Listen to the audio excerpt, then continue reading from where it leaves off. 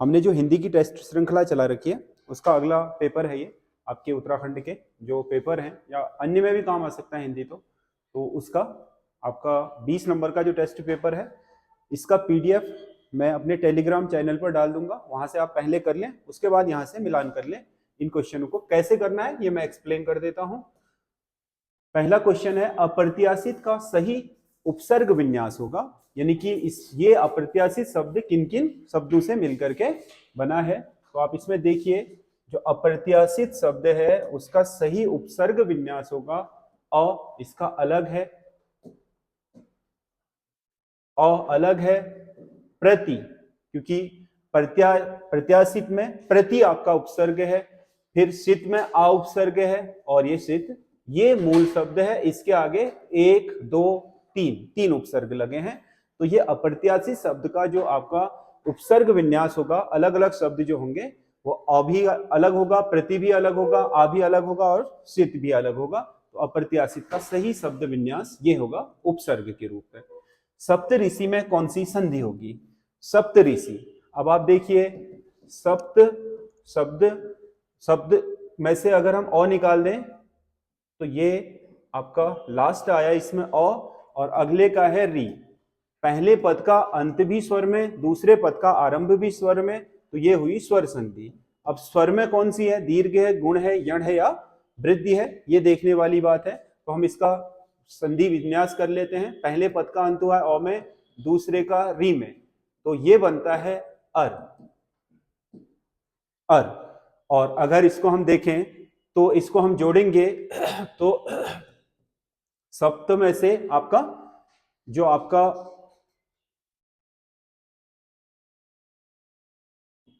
तो है, तो इस तो में से आपका अ निकल गया है, और यहां पर दो जो नए वर्ण बने हैं वो हैं आपके अ और र, और आगे आपका सी बच गया क्योंकि री उसमें जुड़ गया था।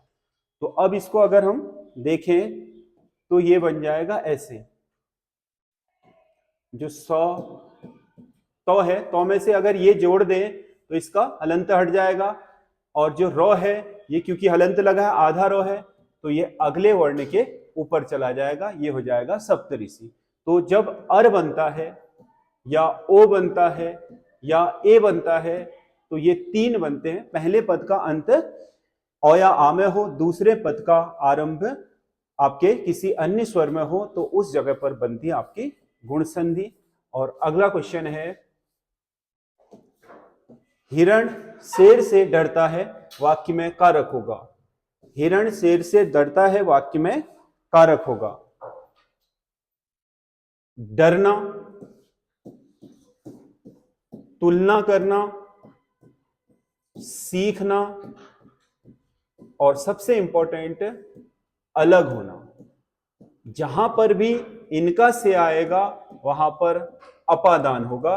जैसे आपने कहा आपका अलग होने के संबंध में पेड़ से पत्ता गिरता है, तो वहां पर जो से आया वो अलग होने के संबंध में आया, डरने।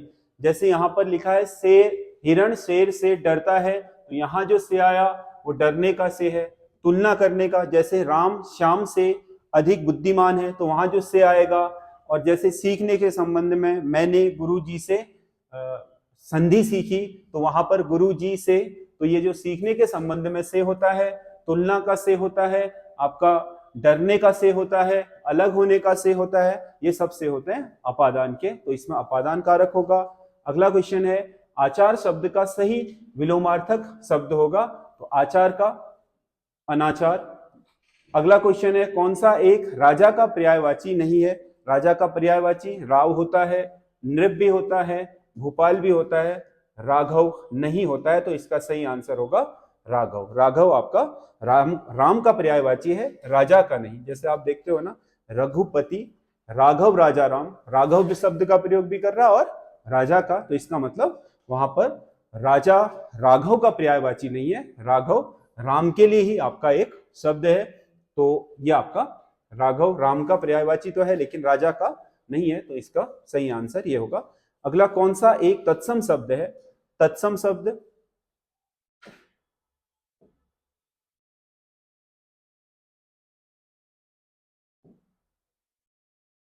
तत्सम शब्द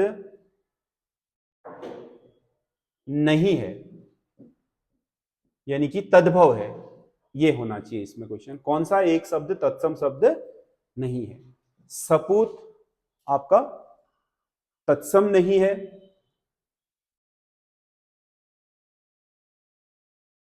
सॉरी, ठीक है, क्वेश्चन इसमें गड़बड़ हो गई है।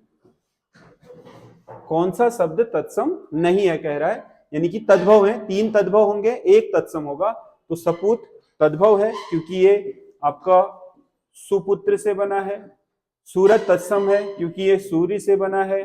सोना तत्सम है क्योंकि ये स्वर्ण से बना है।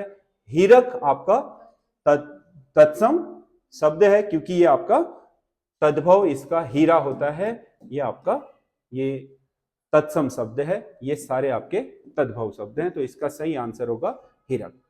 अगला क्वेश्चन है, कौन सी वर्तनी अशुद्ध है? संग्रहित बिल्कुल सही है। भूगोलिक ये गलत है। भूगोल तो सही शब्द है, परंतु भूगोलिक नहीं होता है, वहां पर हो जाता है भौगोलिक, वहां पर हो जाता है भौगोलिक शब्द। तो भूगोलिक आपका ये वाला विकल्प सही होगा। तात्पर्य सही है, औलाद सही है, संग्रहित सही है। निम्नलिखित में से कौन सा एक पश्च स्वर है? पश्च स्वर हमारे मुख तंत्र से निकलने वाले स्वरों के उच्चारण स्थान के आधार पर तीन तरह के स्वर होते हैं। अग्रभाग से जो निकलते हैं उनमें होता है ई, बड़ी ई, उ, सॉरी, ए और ऐ, ई, बड़ी ई, ए और ऐ। ये जो चार स्वर होते हैं ये जीभ के अग्रभाग से उद्गमित होते हैं। मध्य भाग से केवल अ उद्गमित होता है। शेष आपका पश्चिम भाग से जो स्वर बनते हैं वो आपके उ है, बड़ा उ है, आ है और आपका ओ है, औ है। ये सब मुख के पिछले भाग से निकलते हैं। तो आपका इनमें से पश्चिम स्वर कह रहा है, तो ये आपका अग्र स्वर है, ये मध्य स्वर है और ये आपका पश्चिम स्वर है। तो इसमें से आपका जो पश्चिम स्वर पूछ रहा है वो उ होगा, ए अग्र स्वर होगा। तो इसका सही आंसर है ये। अगला क्वेश्चन है, हिंदी की उपभाषाओं की संख्या कितनी है? उपभाषाएं, हिंदी की उपभाषाएं हैं पांच। आपका पूर्वी हिंदी, पश्चिम हिंदी, राजस्थानी, बिहारी और पहाड़ी। ये पांच आपकी हिंदी की उपबोलियां हैं और इनकी फिर अपनी उपबोलियां होती हैं। पूर्वी के अंतर्गत और सम्मिलित हैं, पश्चिमी के अंतर्गत और हैं, राजस्थानी के अंतर्गत और हैं। तो यहां पर ये सही आंसर होगा 5। हमें गरीबों पर दया करनी चाहिए, रेखांकित पद होगा। रेखांकित पद क्या है? गरीब। रेखांकित अंडरलाइन पद क्या है? गरीब। तो गरीबों पर दया करनी चाहिए आपका इसमें जो रेखांकित पद है गरीब, यहां पर गरीब आपके किसी व्यक्ति, स्थान या फिर वस्तु के लिए, तो यहां गरीब किसी व्यक्ति के लिए प्रयोग किया जा रहा है। तो किसी व्यक्ति का नाम, स्थान का नाम, वस्तु का नाम संज्ञा होता है, तो ये संज्ञा होगा। अगला क्वेश्चन है, वह कौन सा एक संयुक्त वाक्य है? यहाँ 4 वाक्य दिए गए हैं, तो आपको संयुक्त वाक्य बताना है। वह अमीर होने पर भी सुखी नहीं है, ये आपका सिंगल एक ही वाक्य है, तो ये सरल वाक्य होगा। लोग उसे धनी नहीं समझते, इतना कहा पर शाम नहीं आया। तो इसमें जो पर लगा है वो पर आपका यहाँ पर इसमें विभाजक का काम नहीं कर रहा है, समुच्चय बोधक अव्यय नहीं है ये पर यहां पर आपका इतना कहा एक वाक्य, शाम नहीं आया 2 वाक्य, और पर द्वारा उन्हें जोड़ा गया। 2 स्वतंत्र वाक्य हैं इसमें और पर द्वारा जोड़े हैं, तो संयुक्त वाक्य यही होगा। अंतिम वाला मिश्र वाक्य है, की लगा है, पहला इससे पूरा नहीं हो रहा है। लोग उसे धनी नहीं समझते, सरल वाक्य है। वह अमीर होने पर भी सुखी नहीं है, सरल वाक्य है। ये सरल है क्योंकि यहां पर का उपयोग आपका जोड़ने के लिए नहीं हो रहा है, इस वजह से यहां पर जोड़ने के लिए हो रहा है 2 अलग अलग वाक्यों को, ये एक ही वाक्य है। अगला, कौन सा एक अशुद्ध वाक्य है? कौन सा एक अशुद्ध वाक्य है? ए भारत समृद्धिशाली देश है, बिल्कुल सही वाक्य है। अहल्या का उद्धार राम ने किया, ये भी सही है, यहाँ स्पेलिंग भी ठीक है। बाजार से आईना लाओ, ये भी ठीक है। वह समस्त प्राणी मात्र का हितैषी है, ये गलत वाक्य है, क्योंकि यहाँ पर अनावश्यक शब्दों का प्रयोग हुआ है। क्योंकि प्राणी मात्र लिख रहा है तो फिर समस्त लिखने की आवश्यकता नहीं होगी, वह प्राणी मात्र का हितैषी है, से ही काम चल जाएगा, क्योंकि दो चीजें एक साथ नहीं हो सकती हैं। अगला क्वेश्चन है आपका, अटका बनिया दे उधार मुहावरे का अर्थ है मजबूर व्यक्ति अनचाहा काम भी करता है। जिसकी अपनी अटक रखी है, यानी कि जो मजबूर है वो अपना अनचाहा कार्य भी करता है। तो ये इसका पहला ही आंसर ठीक हो जाएगा, तो आपका ये इसका सही उत्तर है। अगला क्वेश्चन है, अर्ध सरकारी पत्रों में संबोधन शब्द प्राय होते हैं। संबोधन सामान्य रूप से आप सरकारी पत्रों में जो संबोधन लिख रहे हो वो होता है महोदय। कुछ भी आप किसी व्यक्ति को संबोधित करते हो तो वो संबोधन शब्द होता है, इसके आगे अपनी बात लिखते हो, यानी कि महोदय को आप संबोधित करना चाह रहे हो कि मैं आपको ये बता रहा हूं। लेकिन अर्ध सरकारी शब्दों में आपका प्रिय शब्द का बहुतायत से प्रयोग किया जाता है, क्योंकि आप अपनी समकक्ष को लिखते हैं तो आप उनका नाम भी लिख सकते हैं, प्रिय मिश्रा जी, प्रिय शर्मा जी, या प्रिय आपका उनके नाम या जो भी उनका उपनाम सरनेम होता है उसे लिख देते हो, तो प्रिय शब्द का प्रयोग किया जाता है। महोदय शब्द आपका एक औपचारिक शब्द है जिसका उपयोग मूलतः आपके सरकारी पत्रों में होता है। शुभेच्छु और भवदीय ये आपके संबोधन नहीं है, बल्कि ये आपके स्वनिर्देशन है, जो सब अंत में पत्र लिखने वाला अपने लिए लिखता है। आपका शुभेच्छु, भवदीय, इस तरीके के सब। मन के हारे हार है, मन के जीते जीत। उपरोक्त पंक्ति किसकी है? मन के हारे हार है, मन के जीते जीत कहा था कबीरदास ने।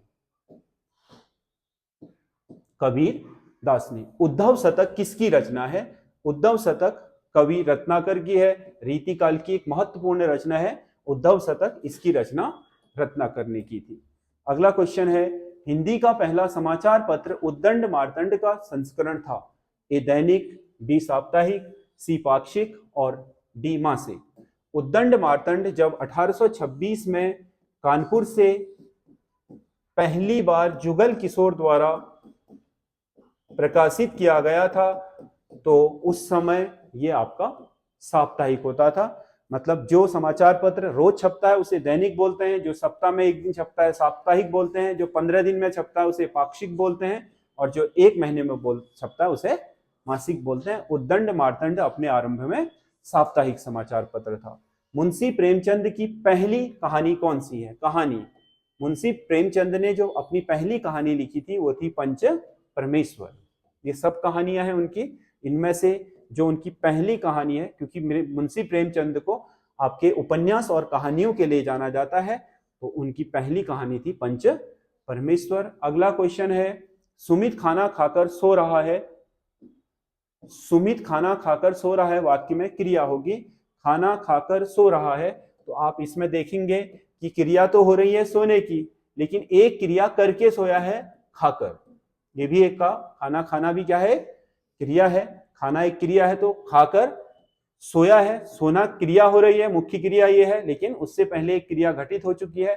जब आपके किसी क्रिया के होने से पूर्व कोई क्रिया घटित हो तो ऐसी क्रिया को हम प्रेरणार्थक पूर्वकालिक बोलते हैं। प्रेरणार्थक का मतलब कोई किसी से काम कराता है, और द्विकर्मक का मतलब जब एक क्रिया के साथ दो कर्म आए। अकर्मक का मतलब क्रिया के साथ कोई कर्म ना आए। बसंत में नाचा बहुत मेरा मन मयूर, तो इसमें आपका कौन सा अलंकार होगा? इस पंक्ति में बसंत में नाचा बहुत मेरा मन मयूर, इसमें पूछ रहा है आपका कौन सा अलंकार होगा? तो आप देखिए, बसंत में नाचा बहुत मेरा मन मयूर, मन को ही मयूर कह दिया है।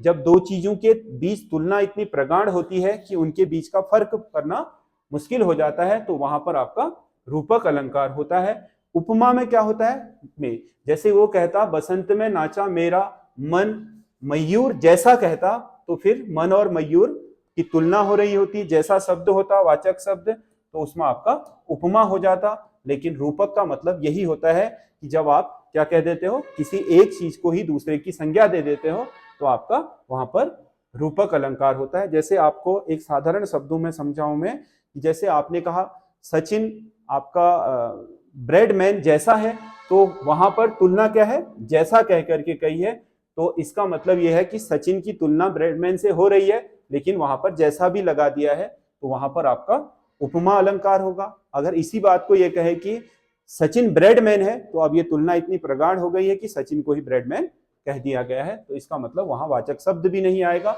और ऐसा जहां पर भी होता है वहां रूपक अलंकार होता है। ये 20 क्वेश्चन है, आप इसकी पीडीएफ से पहले इसको सॉल्व कर लें। पीडीएफ मेरे टेलीग्राम चैनल पर होती है, टेलीग्राम चैनल मेरा संजय देव क्लासेस करके है, उसको आप ज्वाइन कर लें, वहां से पीडीएफ ले लें, खुद से करें, और उसके बाद यहाँ वीडियो से इसका मिलान भी कर लें, और जो आपको इसमें कंफ्यूजन रहते हैं वो भी आपके दूर हो जाएंगे। पूरा मैंने इसको सॉल्व कर दिया है, तो वहां से आप पहले खुद सॉल्व करें, बाद में फिर इससे मिलान कर लें। तो ये आपका हिंदी का टेस्ट है 20 नंबर का, जो यूके एसएससी और यूके जो आपका ट्रिपल एससी और यूके पीएससी है उसके हिसाब से बनाया गया है।